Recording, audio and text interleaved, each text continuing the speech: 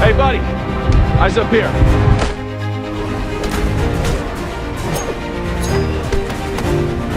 You have failed this city.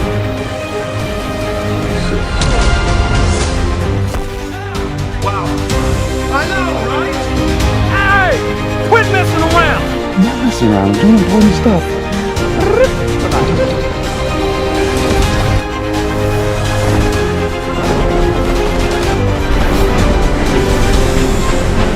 Welcome. Gives you the right. What's the difference between you and me? I'm not wearing hockey pads. But that is being human.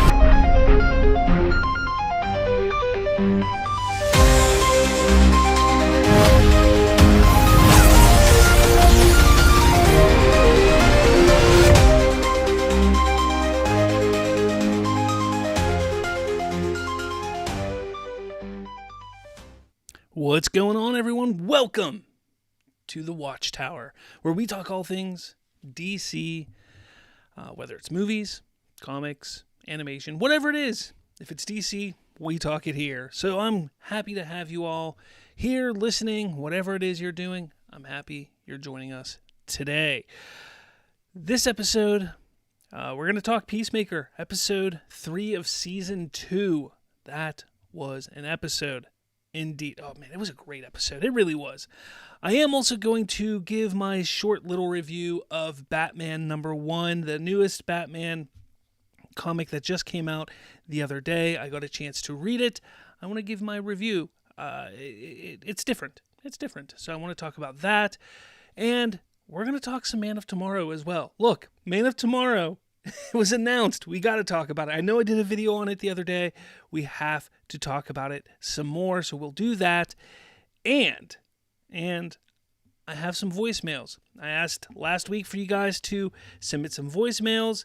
I have a few of them, and this is something that we'll do. Like, we'll keep doing this thing with voicemails because I think this is a really fun type of way to include all of you into the discussion. Again, this is for you guys, the fans. I want you guys to be included or feel included with everything that we do here.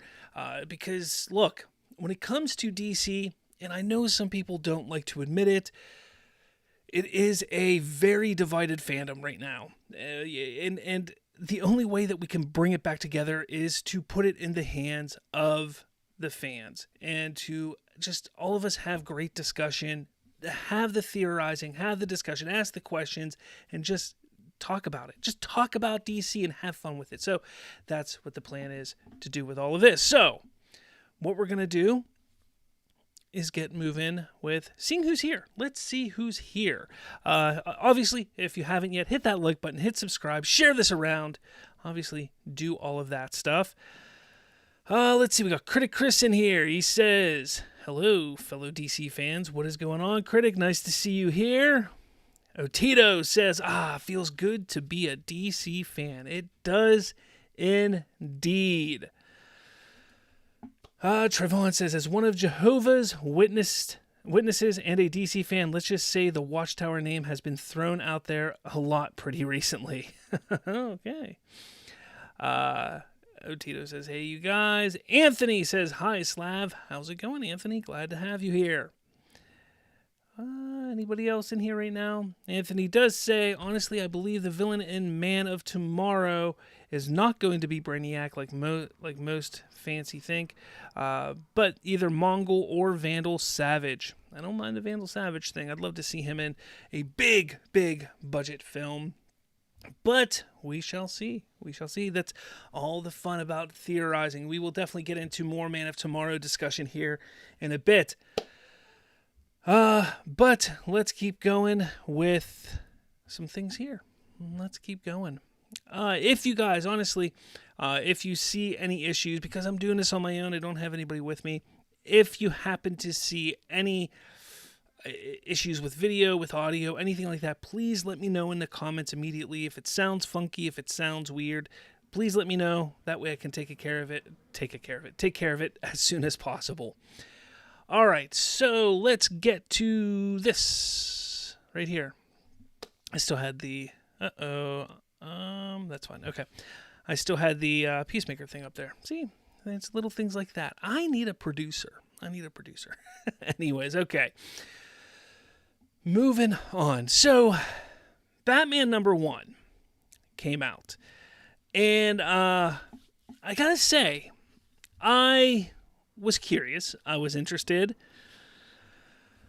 And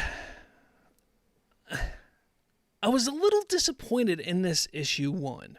I'm not going to sit here and say it was terrible. It wasn't terrible by any stretch. The interesting thing about this whole run is it's like they pulled a bunch of stories that were out there before this and combined it.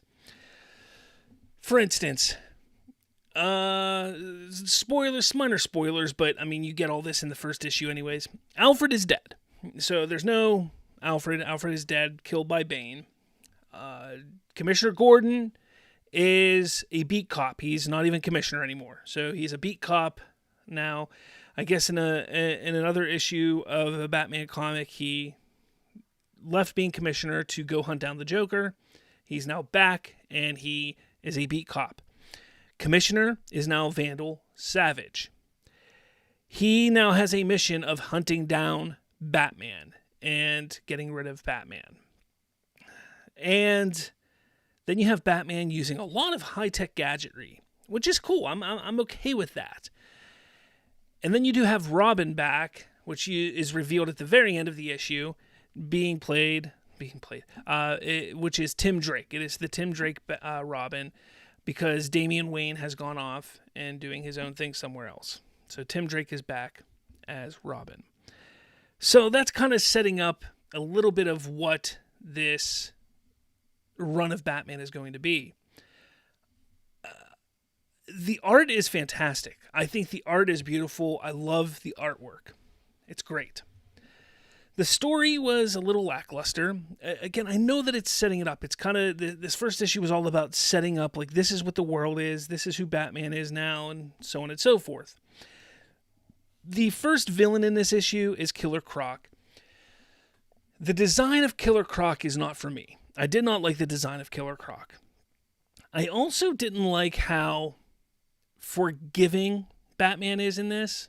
Like, at first he's like, in the very beginning of the issue, Killer Croc escapes from where he's being held. Arkham Asylum was destroyed, and they're in like this tower, and he escapes the tower, and the doctors who are treating him are like, he's a changed man, he's coming back, he's coming to.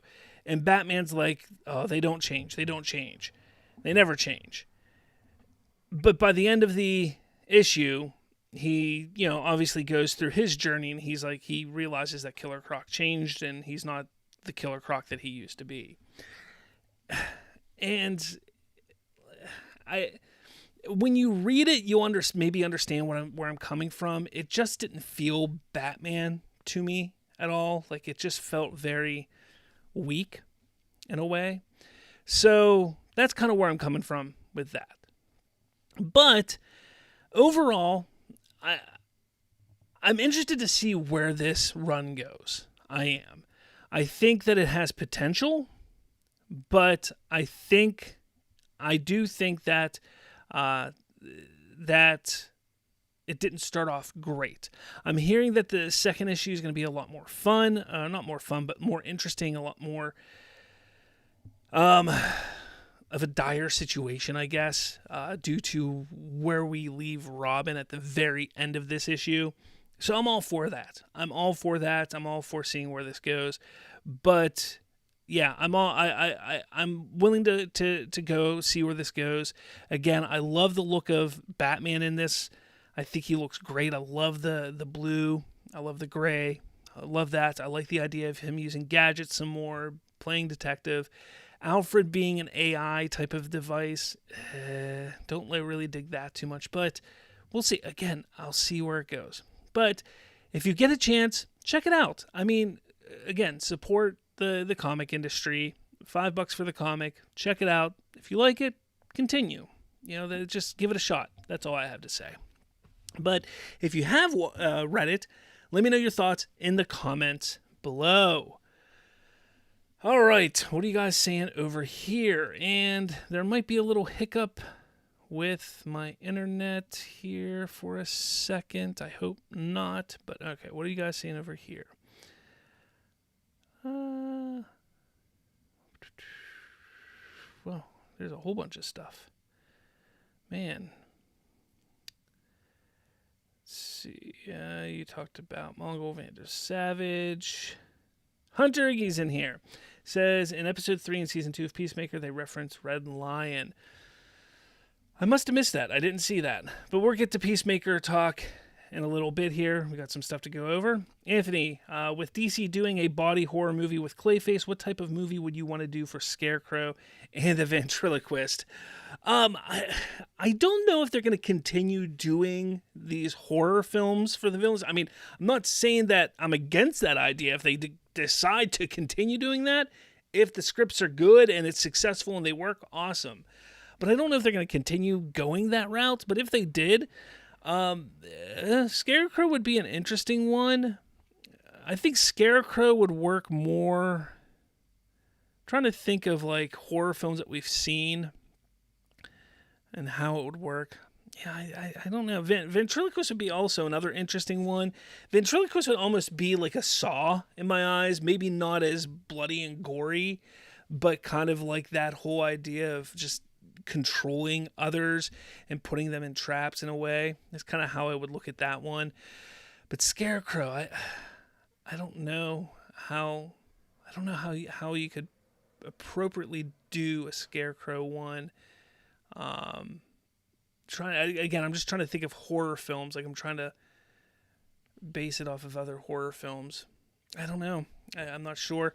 Again, I personally hope that they don't go that route because I'd rather see these villains pop up in the actual movies. But if there's no room for them to fit in these other movies, then having their own films would also be beneficial. So I guess it could work that way as well. Critic Chris says Scarecrow and Ventriloquist could make a good duo in a film. That could, yeah, you're not wrong. And let's see. You guys are talking to each other. Jordan Vargas says, what does WB selling 20% stake in studio siblings mean? I'm not sure what you're talking about there. Jordan, can you expand on that? I haven't heard anything about it. I'm not sure what you're talking about there. Anthony says, with Damian in this comic, what is it? Is it superhero name? Did they ever say it? So this means Tim comes back as an older Robin? No, what it looks like, because Damian isn't even in this comic. They don't even mention Damian in this. Just at the very end of this comic, literally, it's like the last page of this first issue, we see Tim Drake's Robin. And it's just Tim Drake. He doesn't look older. He looks like he's a teenager. So I don't really know. Again, you know how they mess with comics, with ages and things like that. From what I understand, because I haven't been following a lot of Batman, like with the exception of Absolute Batman, I haven't been following a lot of the Batman comics recently. So from what I understand, there was a comic run not long ago that maybe possibly explained where Damian went. So that I need to look more into, but we'll have to learn more. I mean, again, there's so many comics come and go, and it's so hard to keep up with everything. Again, the Absolute series, though, you got to read that. Again, I'm not even up to. I think they're up to 11 issues, 12 issues now, and I'm not even caught up with that yet either. It's so crazy because I'm trying to read some of the old comics to get caught up with what's happening in Marvel. And obviously, I'm rereading Secret Wars right now, the 2015 version. I'm almost done with it. Then I want to go back. And what was it that I was going to read after that? I can't remember. It's on my list. Oh, I think it was Blackest Night. I want to go read Blackest Night again. I haven't read that since 2013. When did it come out? 2012, 2013, 2014? Somewhere around it, whenever it came out. Like, I haven't read it since then. So, I'm like, oh, man, I want to go back and read that. So, I'm kind of jumping around between old comics, new comics, and I'm kind of just jumping back and forth. So, it's hard to stay up to date with a lot of the new stuff. And Donovan says, it's crazy how many people lost their minds at the Man of Tomorrow title. It is true. Anthony, in this Batman comic, in his backstory, that he traveled the world and he was in the military before he came back to Gotham and became Batman. Interesting. Donovan, Sean again is saying BS like soy of tomorrow. I have no clue what Gunn did to him, but the fact he won't just move on from DC, if it's not his thing, shows how immature he truly is. Again, I was just talking to another content creator earlier. He messaged me and I was messaging him back. It's so much easier for people to hate on things and rage bait than it is to be positive. And you can see that because you look at, for instance, look at my channel. It's growing, but very slowly. But you take a look at the rage bait channels.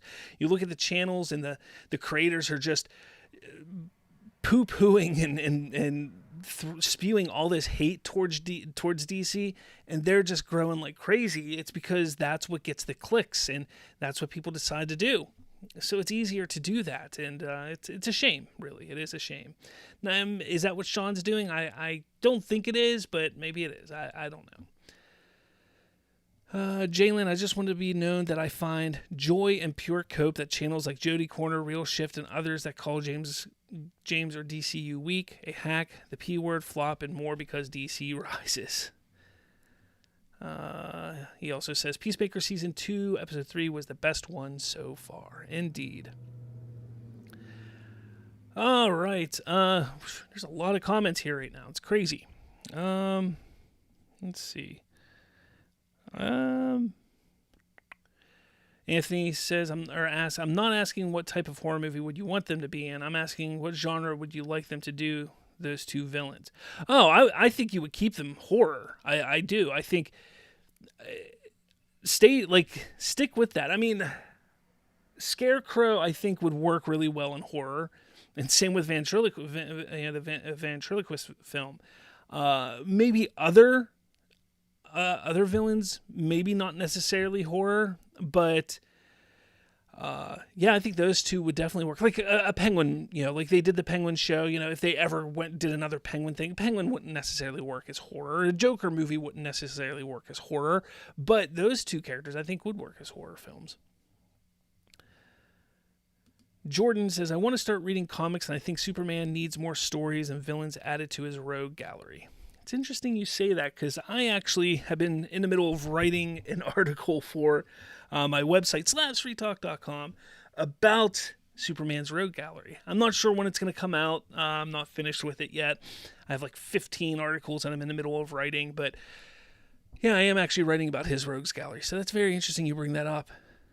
Start reading comics. So absolutely read comics. It's a lot of fun, and whether it's DC or Marvel or, even independent comics, I can give you some ideas for some independent comics that I think are up and coming and a lot of fun to read. But especially, look, if you want to start reading independent comics, if you are lucky enough to live in a city or nearby a city that has comic conventions, go to one of those conventions and start talking and seeing some of those independent creators out there, because you can find some really cool, interesting, fun comics that you would just never find anywhere else. So I do encourage you to do that. But when it comes to like DC, Marvel, like the big names, honestly, right now, Batman #1, perfect time to start. #1 issue is out, grab that. The Absolute Batman, which is like an Elseworld story, they're only like 12 issues in. Perfect time to start. You can jump on that. They have Absolute Batman, Superman, Wonder Woman, Flash. You have a whole bunch of those. You can start that, with any one of them. Just don't get overwhelmed. You don't ever want to get overwhelmed. You don't even need to start with individual trades. You can get the compendiums eventually. You can get, whatever whatever you want to do. You don't need to start with just issue 1. You can go and if you want to do electronic, if you want to do digitally, that's what I'm looking for. You can start going on Amazon or Apple Books. They sell them on there, and you can find some sales on there and just buy the whole series of things on that on any one of those services. So I mean, it's not hard to find them. It's just which way do you want to do it, and just starting.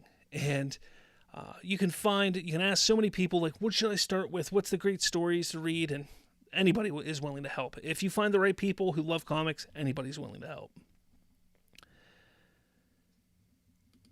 Jordan says, well, Warner Brothers selling 20% stake in recent news. Just thought you would know. I actually did not see that. I have to look that up. Maybe I'll talk about that on Monday, but I didn't see that. Did not see that. Donovan, I love DC Infinite right now. I'm currently reading a lot of Green Arrow and Superman. Anthony says, I believe once we get Damian in live action, I don't think she's going to be 13. He's going to be 13, 14 years old. He's going to be 16, 17-year-old kid with the personality traits of the younger Damian. Maybe. I really don't know. I don't know what the heck they're going to do with Damian. I'm hoping he's more of like a 14-year-old personally, like 12 to 14, but we'll see. Critic Chris, wasn't Man of Steel title stolen from Singer Superman Returns proposed sequel? Yeah, that's not wrong, but that happens all the time. Like, Batman vs. Superman was technically a title of a movie back in 2004, 2003 or something like that, and then eventually got used in 2016. I mean, that stuff happens. Like, people need to get off of, like, people are just ridiculous. All right, you guys, a lot of comments. A lot of Hunter says, if it's not Zack Snyderverse for Sean O'Rourke, he's rather bash James Gunn universe. Okay. And Jordan says, yeah, many YouTube critics and reviewers have very dirty mouths. I try not to. I used to swear a lot more than I should and have dirty mouth. I try. I'm better. I'm getting better at it. I'm trying not to. It slips out every once in a while, and I apologize. I try to get better. Anthony says, I'm thinking before we get the actual Justice League, they're already setting up Justice League International. I'm also thinking they bring in USA. Or are you saying JSA? I think you meant JSA there. Trayvon, I want to send a shout out to Eric Debunks. He does the exact same thing that Slav does, just for all these YouTube rage bait channels. Excellent. Nice. Okay. Hunter Iggy says, in the comics, Lex Luthor kills Brainiac by switching his head around. All right, I'm actually going to have to pull this up real quick because I didn't pull up a tab for it, but I wanted to bring this up because this is very interesting news that popped up just a few hours ago. Wasn't planning on talking about this today, but again, it just popped up a few hours ago. News broke via The Wrap. Scott Newstater and Michael H. Weber are rewriting the DC Studios dynamic duo. The film follows Dick Grayson and Jason Todd, both serving as Robins, as they train alongside Batman to protect Gotham. Okay. So The Wrap has this to say. The two guys that I said have been tapped to rewrite dynamic duo, a theatrical animated film featuring Dick Grayson and Jason Todd, who have both taken up the mantle of Batman's sidekick Robin. This is something The Wrap has exclusively learned. The film currently has a June 30th, 2028 release date.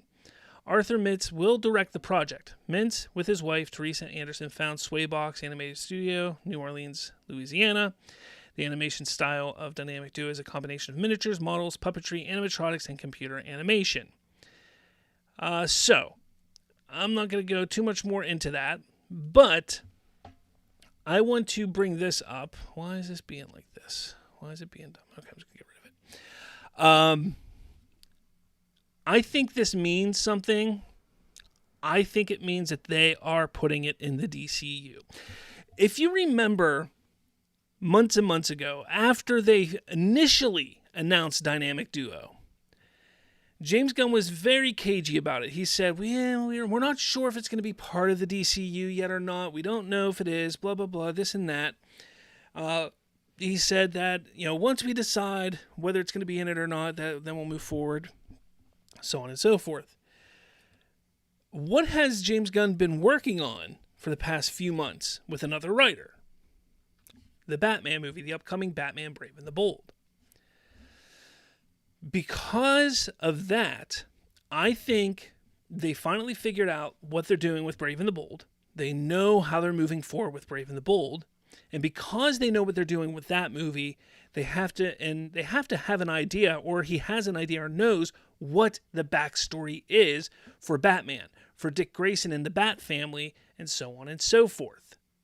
And because of that, if they want Dynamic Duo to fit in the DCU, they have this backstory now. And it was probably something like, hey, that initial story was really good, but I think if we put this story here, then it can fit in and slide in nicely to the DCU.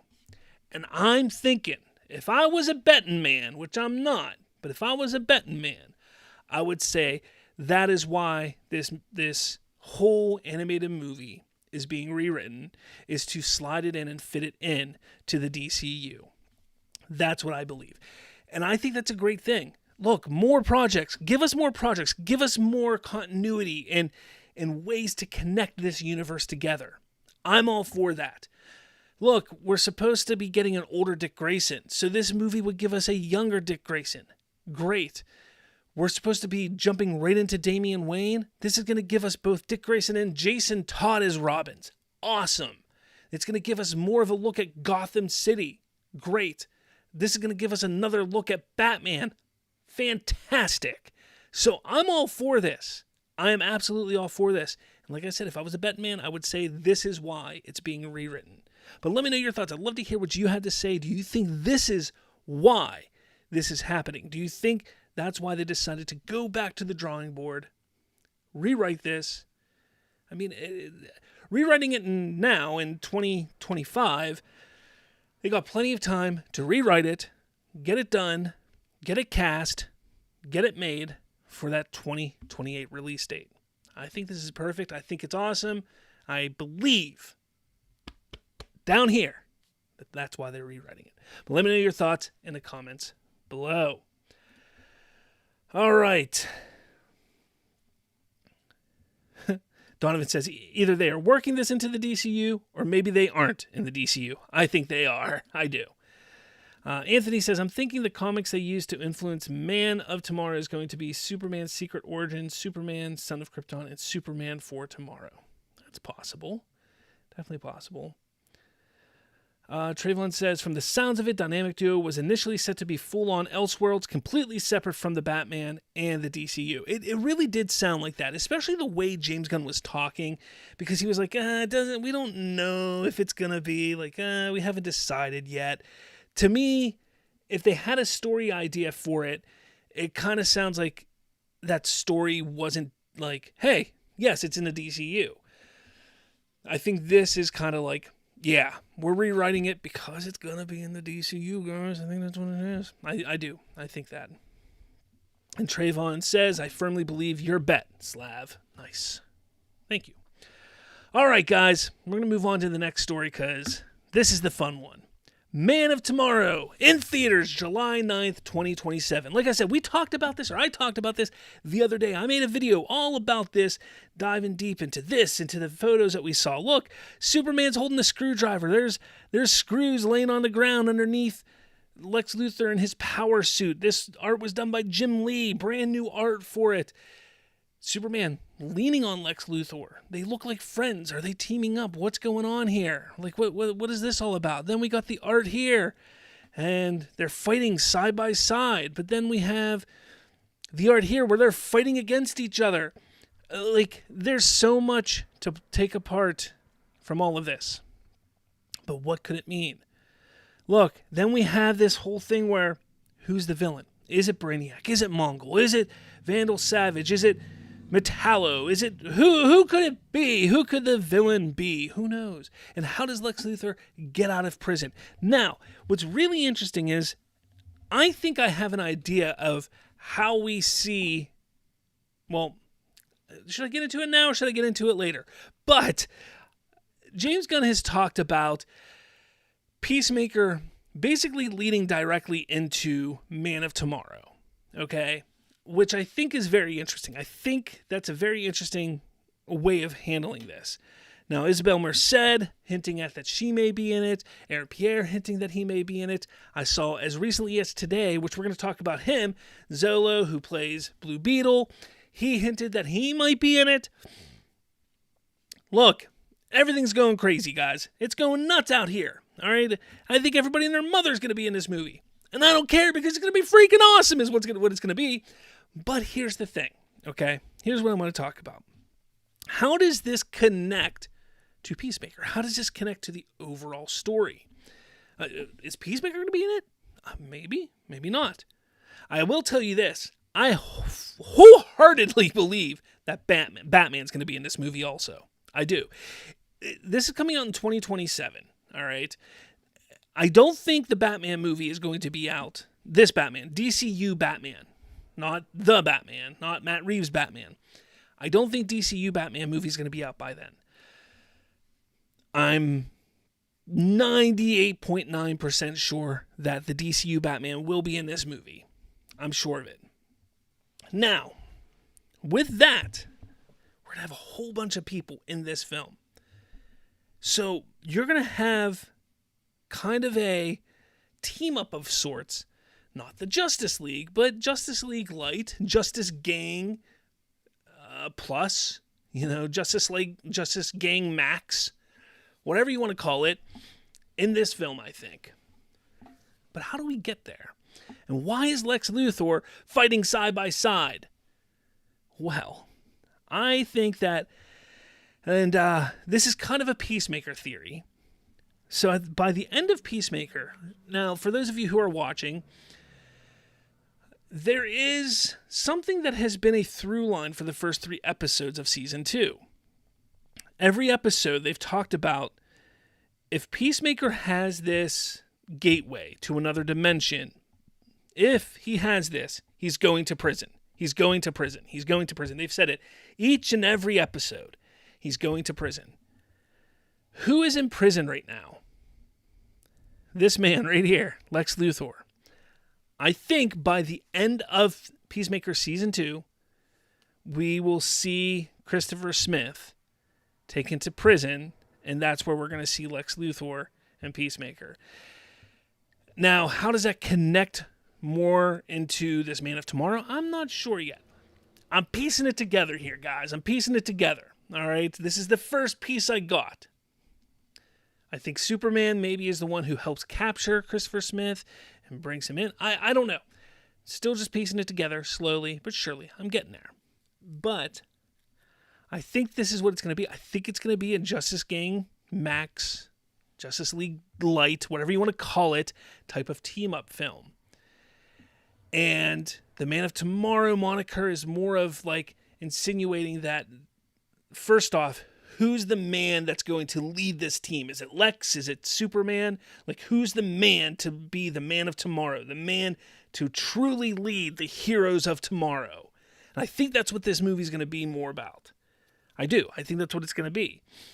And I think that's what it's going to come down to, where Lex is going to try and be like, I'm the one, I'm the man who can stand tall. But he doesn't in the end. And it's Superman who is the one who can stand tall. That's kind of what I'm theorizing here. I don't know. Maybe I'm right. Maybe I'm wrong. But regardless, it is so exciting to see this. Like, I don't think people understand how exciting this is. And here's the thing. I posted this 9 hours ago. On a scale of 1 to 3, how excited are you for Man of Tomorrow? With 3 being most excited. Out of 337 votes, which is kind of small for the votes on my channel. 1, let's go. 2, frick yeah. 3, amazeballs. 69% says this is amazeballs. But I get this really ridiculous, comment. I'm not going to watch it, but I'm not all excited to watch Disney of Tomorrow. Like, why? And then this guy says Superman didn't last 2 months in theaters. And, literally people just complain and say stupid stuff who want to try and act like they're smart. Even this guy says James Gunn fans have genuinely become worse than the fan base that they constantly complain about. Like, why? Like, you're like, whatever. Like, people just get out of hand is all. It's ridiculous. But honestly, it's exciting. It's an exciting time to be a DC fan. This type of stuff is exciting because everything is moving forward. It's moving into the future. I know people sit there and are like, oh, this is like just like BVS. He went from a solo film to a team-up film, have you? But no, this is not... People need to stop. They need to step back. And this is one thing that I need people to... Not you guys specifically, but like all these other people need to understand that James Gunn is not doing the typical universe building. Why? Because Marvel did that. And we don't want to see what Marvel did. Why would he just copy what Marvel did? Because Marvel did it one way doesn't mean that everybody has to do it. That's exactly why everybody was complaining what they were trying to do with the DCEU. Everybody was bitching about the DCEU because it was like, oh, now they're making Shazam, and now they're making this, and now they're making it. They're just trying to copy the MCU, blah, blah, blah. No. Like, we don't want to do that now. So they made a Superman movie. They're making a Supergirl movie. And then they're doing a Clayface horror film. They're doing Lanterns on a TV show. Like, everything they're doing is different. And they're doing it in a way that's never been done before. This is new ground. This is a way to entice the audience in a different way than before. And that's why it's exciting. And this, to me, is why I'm so excited for DC and DC films. Because of how different of an approach it is. Look, I have admitted, Superman has its flaws. Absolutely. But every movie has its flaws. Every movie has its flaws. Some more prevalent than others. But Superman is a damn good time. I have a lot of fun with it. I come out of it feeling hopeful. And I've enjoyed myself. I've watched it numerous times. And I'm going to watch it numerous times again. It doesn't take away from what we've had before. I can always go back and watch Man of Steel or Batman vs. Superman or any of those old films or the Christopher Reeve Superman movie. I can watch all that stuff. It doesn't take away from that. But I have it now. And it's a fun movie to watch. So to me, I sit there and say, great. We're getting more DC content. It's exciting. It's fun. Corn Sweat is awesome as Superman. James Gunn has never fully disappointed me in a movie, so why should I not be excited? And that's how I feel about this. He's building a universe. He's doing it in a different way than what we've seen before, and that's okay. It's okay. We're probably going to get a Wonder Woman movie the same year. My guess is they're gonna announce a Wonder Woman movie for 2027 also.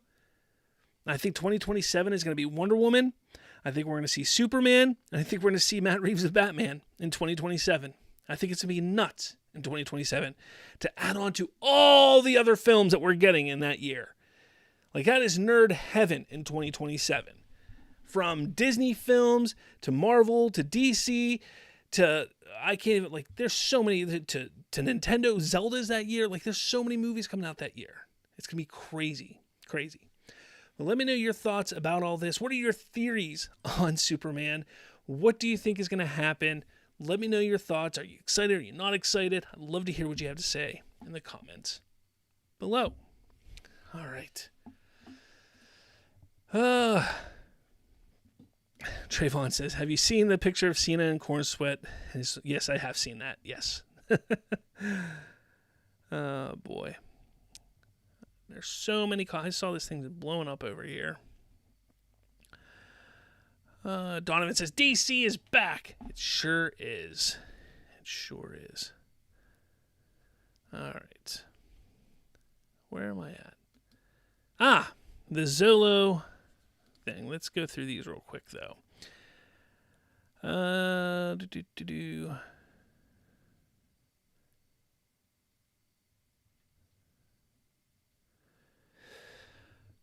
Trayvon says, Mongol, Vandal Savage, and Mixapitalik are who I predict will be the villains of Man of Tomorrow. That's a lot. That's a lot, Trayvon. Hungry says, I could see the DCU Batman being an end credit scene setting up Brave and the Bold for a 2028 release. Maybe. I hope he's more than an end credit scene, personally. Critic Chris says, without a doubt, haters are anxious on what to slander Gunn's take on DCU's Batman. Yeah. Donovan says the fact that Sean O'Rourke hates this kills me. Trayvon says Creature Commando, Superman, Peacemaker, Season 2, Lanterns, and Supergirl will lead into Man of Tomorrow, much like how Iron Man 1 and 2 and Incredible Hulk, Thor, and Captain America led into the Avengers. Yeah, like I said, I think it's going to be like a Justice Gang Max or a Justice League Light type of movie. I do. I just have this weird feeling that's what it's going to be.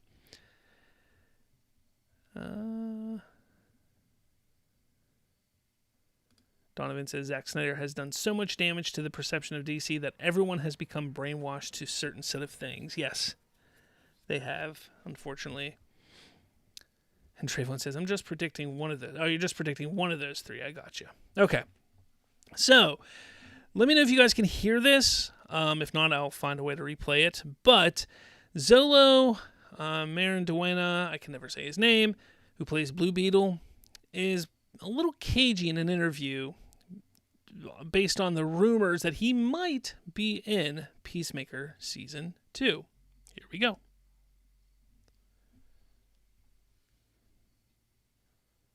Can you guys hear that or no? Let me know if you guys can hear that. If not, I will do... Actually, let's...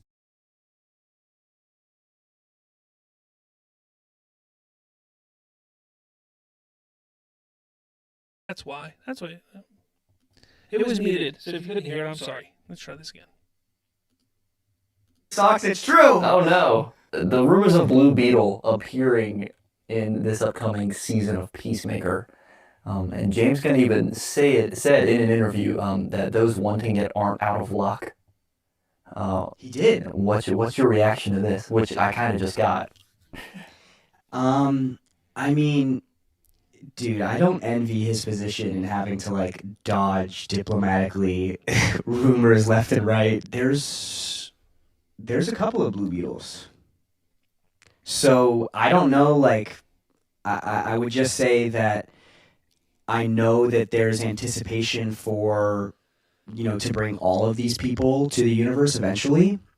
And when it comes to Peacemaker, like, I have always been the biggest fan of that dynamic of Jaime and Peacemaker. So, you know, I'll be watching alongside everyone else week by week.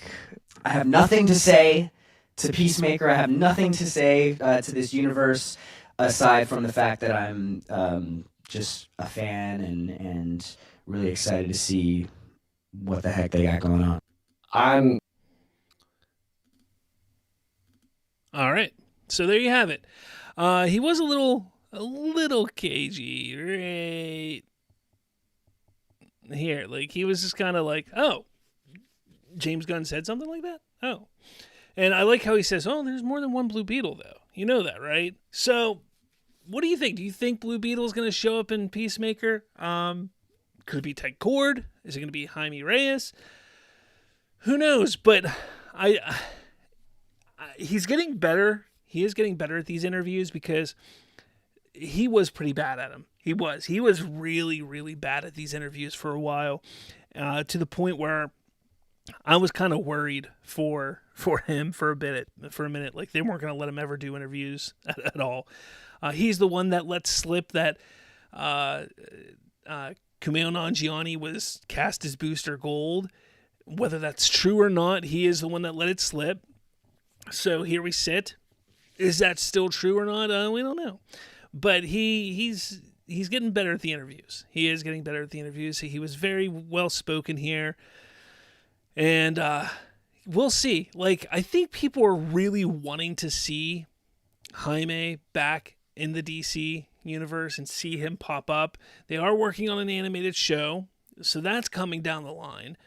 And people want to see Booster and Blue Beetle. And now I know, like, the blue and gold thing was more of Ted Kord, I believe.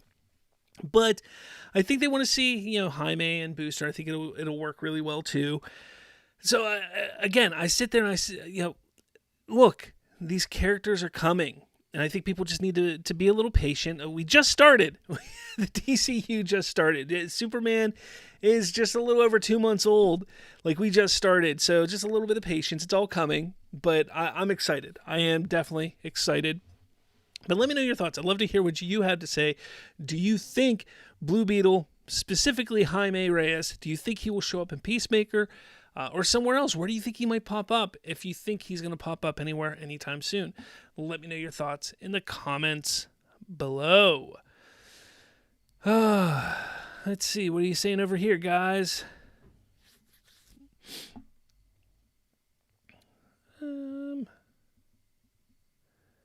See, you guys are talking. Hungry Almighty, it's a Superman movie, but also a mini Justice League movie, meaning no Batman and Wonder Woman, but we'll get Green Lantern, Jon Stewart, Hawkgirl. If you're talking about Man of Tomorrow, remember, it is not a Superman sequel. And that's why I have the theory that I have. Because James Gunn has been very, very adamant on saying this is not a Superman sequel. It's not a Superman sequel. It is a continuation of the Superman family, but not a Superman sequel. That's why I have the theory that I have with it. That's all. So there's very well possible we could see Wonder Woman or Batman show up in it, as well as others. Sound was doubling. I apologize. I thought I had that fixed. Is my sound doubling right now? Is mine doubling? Critic Chris says, seeing is believing. That's me, though.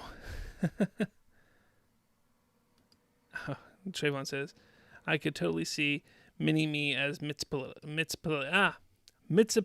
There we go. So hard to say his name. I'll try to say it backwards. Donovan, I hate that people are so up in arms saying Gunn lied. It is a Superman sequel. Media literacy is dead. It is not a Superman sequel, though. That's the thing. He has stated that it's not a Superman sequel. That's the thing. He said it's a continuation of the super family. He hasn't said that it's a super... He has stated it's not a Superman sequel. Thank you, Jalen. You say I sound fine. Good. Thank you. All right. All right. We're going to move on to the voicemails. Voicemails. Moving to the voicemails. Voicemails. Voicemails. Moving to the voicemails. All right. Let's see if we can get this to not... All right, let's try this now. Let's see. We got an anonymous one first. And I believe this one has to do with the upcoming Man of Tomorrow. And again, guys, Oh, wait, you guys can hear me. So we're going to go with this one here first. This one is from an anonymous person. Anonymous, they didn't put a name. I believe, if I remember correctly, it is about Man of Tomorrow. And again, guys, I want you to let me know in the comments, like, what you think. Like, this is all us to... We're going to talk about this. So let me know what you guys think about all this. So me personally, I think that the next movie in the Superman sequel isn't going to be like Superman and Supergirl versus Brainiac. And I think that it'll be Rick Flag Sr. teaming up with Lex Luthor definitely, and maybe Waller, to try to take down like the metahumans or something along the lines of that. And that's why it'll have like the same characters that we've already met, like the Justice Gang and Maxwell Lord and Superman. So yeah, that's all. I love that, first of all. So whoever that was, thank you very much. And I don't know if you used a voice changer, if you're actually, because you did sound like a kid. So I love it. Absolutely love that you left that voicemail. And I love the theory. I love the thought or the idea that it could be, a team up of all of those people coming together. And again, it's like one of those things, like you sit there and you think like Rick Flag, he's so easy to forget about. Like when I sit there and think about all the possibilities of who these players could be in an upcoming movie, I always forget about Rick Flag, and I shouldn't, because he's a great character and he's a fun character. He could be a fun character to utilize. Then you have, like you mentioned, Maxwell Lord even, and that's an interesting one to bring into the mix. So for me, yeah, I like this idea. I'm interested to see what everybody in the comments think, though, for sure. So let me do this. We're going to pull up the next one here. And again, in the comments, start commenting what you guys think about these theories, because I want to hear what you have to say about them. This next one is from, well, hey, Trayvon, you're in the comments, so let's see what you have to say. Hi, Slum. This is Trayvon Parnell, and my wild DCU theory is that the Flash separated the DCEU into two, with the Suicide Squad, Peacemaker, and Blue Beetle setting the foundation for the DCU, and the remnants of the DCEU was tied together with the Schumacher Batman universe and was completely wiped out by the Crisis on Infinite Earths trilogy that we got last year. That's a theory. I think it was you, Trayvon, that has actually brought that up in the past. Maybe it's somebody else. I've heard that a few times in the comments and stuff. It's definitely an interesting one. And it'll be interesting to see if something like that is a way that James Gunn would go. Maybe? I don't know. I really don't know if he's going to utilize the Flash in that way. If he does, it doesn't sound like he has any ambition or desire to bring the Flash in anytime soon. So I don't know if it's going to be something that is shown or revealed within the next few years. Heck, I don't even think it'll be within the next 5 to 6 years. Again, it doesn't seem like he has any real excitement to bring the Flash in anytime soon. But again, anything is possible. They could at some point just say, hey, we're going to do kind of a mini event where we show the Flash in live action causing this event, and it's just kind of a remake of what happened in that animated movie where that event happened, and it's just kind of a glimpse at it in live action. So it'd be interesting to see if they did something like that for sure. But I don't know. Again, anything is possible for sure. Anything is absolutely possible for sure. I like how Trayvon says Rick Flag Sr. and Argus is the DCU's Nick Fury and S.H.I.E.L.D. They really are. They really are. It's going to be interesting to see how he builds that out. James Gunn, that is. How he builds out Argus and Rick Flag. And if Waller sticks around. Is Waller going to stick around? What happened to her show? Is she going to be around much longer or not? Is he going to just kind of slide Rick Flag into that role moving forward? It'll be interesting. All right. This next voicemail I have isn't so much a theory, but more of a question to me. So I will answer that as well in a second.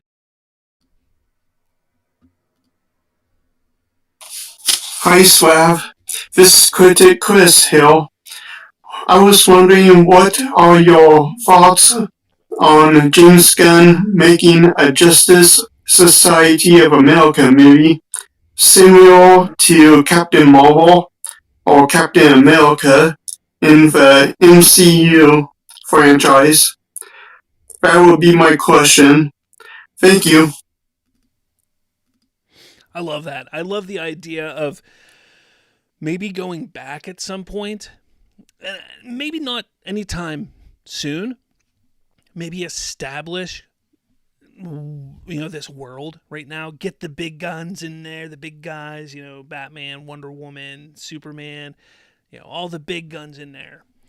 And maybe a director, a filmmaker, a writer comes in and says, hey, I have a really cool idea for a JSA movie, but it takes place in the 60s, or it takes place in the 50s or whatever, in the 40s, whatever it is. And James Gunn says, show me a script, and the script is awesome. James Gunn may say, you know what? I love it. Let's see if we can finagle things to make sure it fits into the DCU and get it, and boom, they're off to the races and they make it. Like that kind of thing I could see happening. Absolutely. Like I'm all for that. I think it would be a lot of fun to establish and build out the world. We know G.I. Robot was out there. We know they're talking about a Sergeant Rock movie. So we know these heroes and these characters were around back in that time. So why couldn't we see members of the JSA back then as well? Why couldn't we see, all of these different types of characters that, remember, 300 years, the metahumans have been around. So at some point you figure they're going to have to explore or explore in some form or fashion those 300 years. So I'm all for it. I think that would be absolutely fun and phenomenal to do. And I think they should. I think they should absolutely do that. But again, get these big guns, get this present time figured out.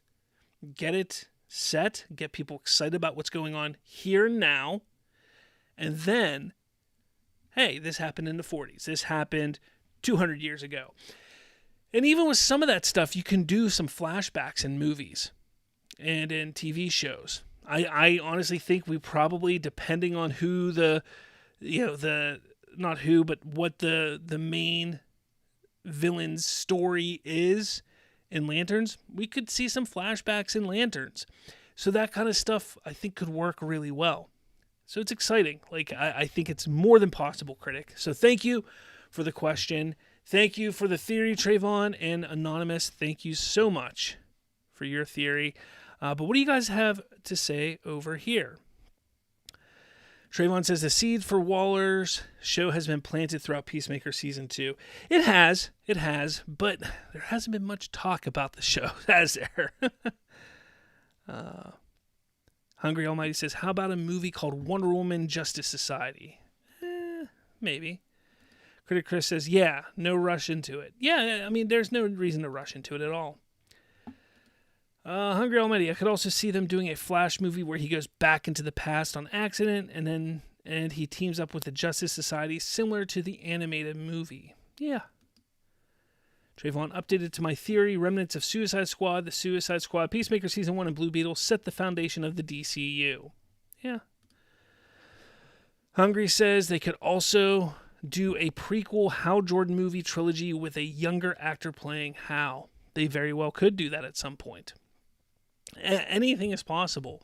And that's why I say this all the time, I'm so excited for the DCU because there's so much potential for what they could do. And people just need to get off this idea that they're going to continue, or not continue, but they're going to do what Marvel did or do what the DCEU did. This is brand new, everyone. This is something completely different. They're going to do what they want to do because it's the way they're going to do it. That's that. Let's see. Trayvon says, well, the rest of the DCEU, Snyderverse, Justice League, Shazam, and Black Adam were tied to Schumacher's Batman universe. I think that's a cool idea to tie them back to the Schumacher Batman universe, except for Ben Affleck's Batman. He's somewhere else, lost in time, obviously, because we saw George Clooney. But yeah, that is really interesting for sure. Definitely interesting. All right, let's start to get to the last topic of the day, which is talking about the Peacemaker episode. Peacemaker open discussion, guys. That's what we're going to talk about now. So, much like I've done the last 2 weeks, I'm going to just kind of go over like a overview of the episode. In the comments, guys, let me know your thoughts. Let's start talking about it. Tell me what you liked about the episode. As I'm going through it here, again, I kind of, talk about some of the major events throughout it and give my thoughts and opinions as well. So the episode, I think the way the episode opens up is fantastic. How it opens with Harcourt and Rick Flag. And the way they do it, is really interesting. I've seen a lot of reaction videos where some people were sitting there like, I knew it. This is the alternate dimension. Harcourt and Flag are together. Like the way they opened it up, you didn't know immediately that it was the main dimension. It was the main continuity that Harcourt and Rick Flag were in. I loved when it opened up. I go, yes, it's Rick Flag. It is. It's him. He's here. I win. But it was great to see him pop up and to show that connection that Harcourt and Rick Flag had, and to then understand later on when she's talking to Adebayo about why her and Peacemaker, nothing's going to happen between the two of them.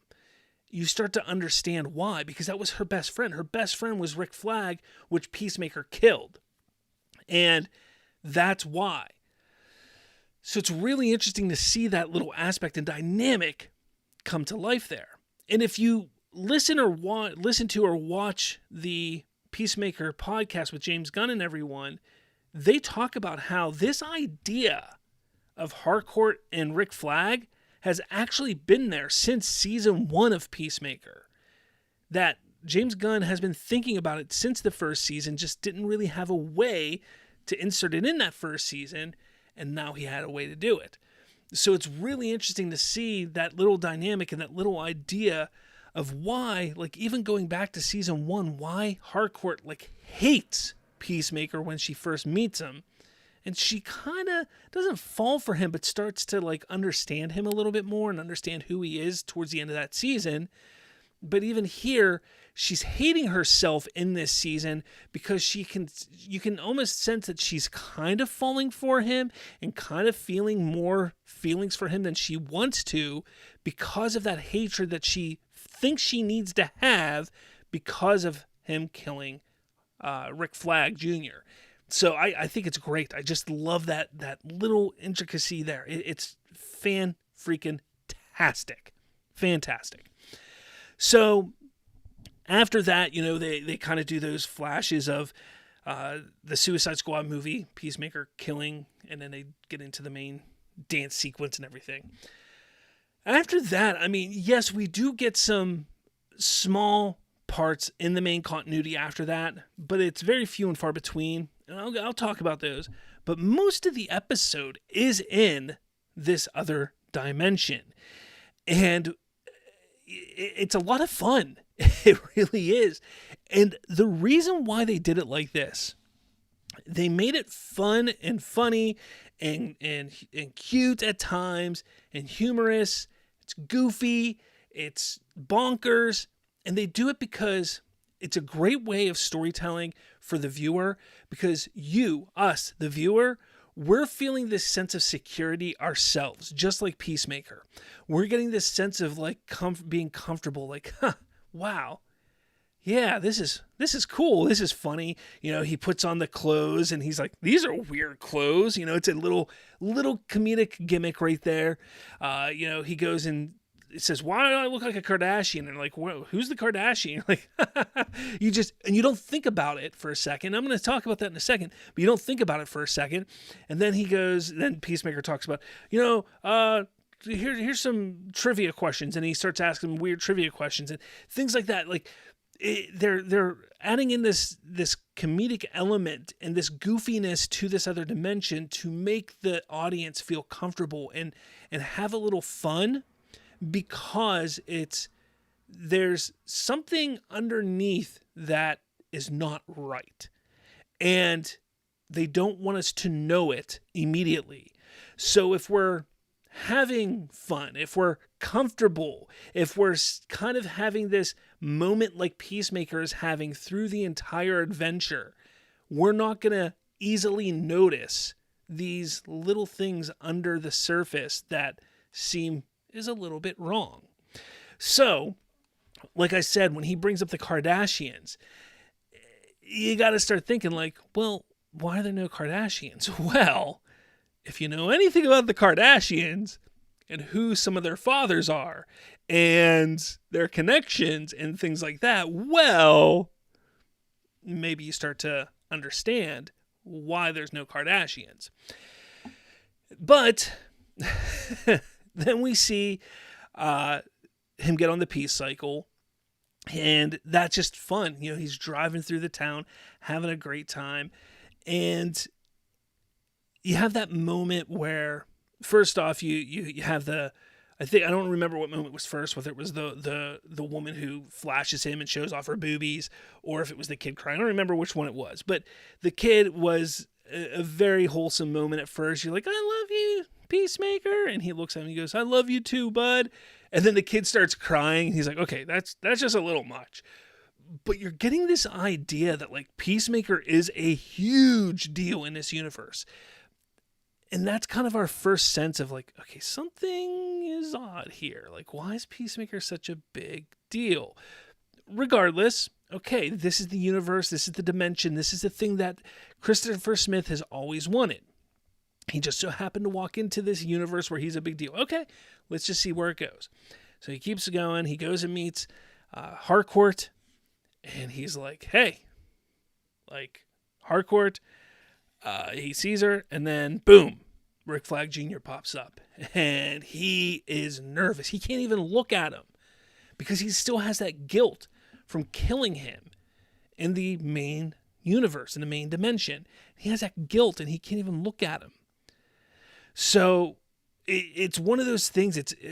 John Cena plays it perfectly. It's such a great scene. Absolutely great scene. And again, I know everybody guessed it, that those two were going to be together, that they were going to, you know, the person they were calling Jarhead was Rick Flag. I think, you know, everybody guessed it. Everybody knew it. I also like how Harcourt's like, why do you guys keep calling him Jarhead? That's Marine. He's not a Marine. You know, like I like how they even call that, because there was a lot of people online, you know, a lot of the haters like, James Gunn doesn't even understand writing. He doesn't even know what he's doing. It's like, no, they address that. It's a whole thing. Like, calm down, people. So I did like that. But Harcourt, you can tell throughout these scenes with Peacemaker that she is still very much in love and really into Peacemaker. Which, because of that, you can see that she sees that there's something up with him, that there's something not quite right with him, and he plays it off like, I'm a changed person.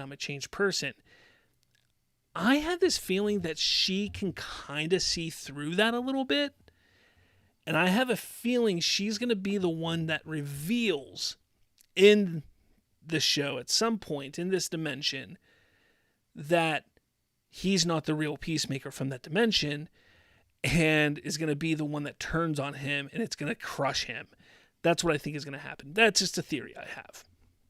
Now, I love how he gets to kick some ass in that building. The terrorist group, I can't remember the name of them, but that group of people that he goes and kicks the ass of, I don't think they're bad guys. I think that, you know, they're like freedom fighters almost, where they're actually fighting for the rights of human beings, which leads back to something's not right in this dimension. There's something just not right going on around here. What are they fighting for? There's something they're fighting for. So you have that going on. But he goes and kicks some ass. He does some great work in there. Fantastic action sequences. Loved it. Absolutely loved it. Then, though, while all this stuff is going on, you have in the main dimension, you have Harcourt and Adebayo talking, and this is like I alluded to this earlier about how Harcourt will nothing's ever going to happen between her and Peacemaker, which we know why. And Adebayo's, trying to get out of her why, but Harcourt's just not going to tell her. Then you have all this stuff going on with, Economos and Argus and everybody over there, and the bird blindness. I'm sorry. I was just losing it last night watching it, bringing up the bird blindness stuff. But, all that was going on. We then get the return of Judo Master, also known, his real name is Rip Jagger, and a new member who is Red Saint Wild, who is the Eagle Hunter, played by Michael Rooker. So, yeah, I mean, they plan on going to Christopher Smith's house to basically break in there and finally just figure out what the hell's going on, whether they have to take this doorway, destroy this doorway, whatever it is. And if Christopher Smith has it, he is going to prison. They're going to take him to prison, and they're taking the Eagle Hunter and kill the eagle. Like, they're going to kill Eagly. Like, they don't care. So Economist is like, I'm not doing, no, if you're going to kill an eagle, I'm not doing this. And they're like, you want to keep your job? And he's like, okay, I'm in. Like, yeah, it's just an Economist type of thing. But over in the other dimension with Peacemaker, he's having a heart-to-heart with his brother in a way. And they just kind of talk, and then Peacemaker, he comes back to the real dimension. One thing I forgot to mention is you find out that Peacemaker that lived in that other dimension also had some demons of his own. So those demons that he was wrestling with, were alcoholism and drug addiction. So he does have to come out of that, deal with that. He had to deal with that a little bit. So yeah, that kind of stuff is what's going on there.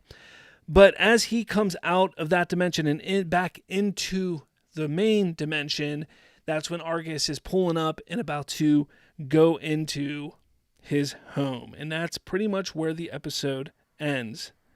So, what did you guys think? I thought it was a great episode.